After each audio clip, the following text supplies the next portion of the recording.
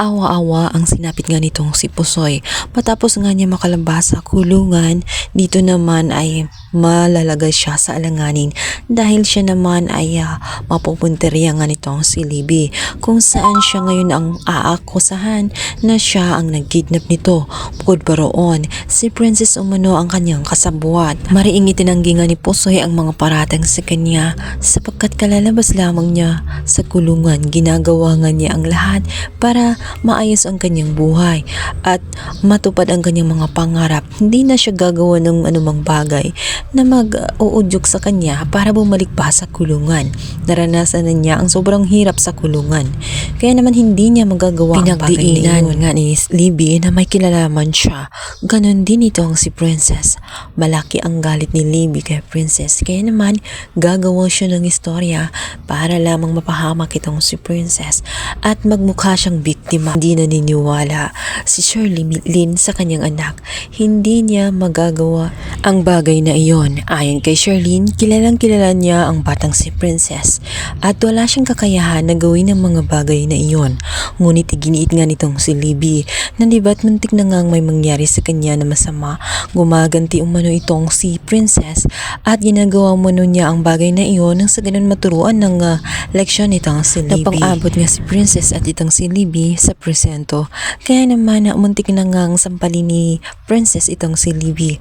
Baliw na nga siya sa kanyang pinagagawa. Gumagawa siya ng mga kwento para lamang pagmukhaing masamang tao nga itong si Princess. Malamang ang lahat ay drama lamang para makuha nga ang atensyon. Maaaring gumagawa lamang ito ng kwento para mamukhang biktima. Alam ng lahat na hindi magagawa nga ni Princess ang bagay na iyon. Subalit hindi pa rin nakulong itong si Princess pansamantala sapagkat wala ngang nakitang ebidensya. At nagtatanong ngayon ang pamilya nga nitong si Princess kung makakasuhan ba si Princess sa paratang nga nitong si Libby.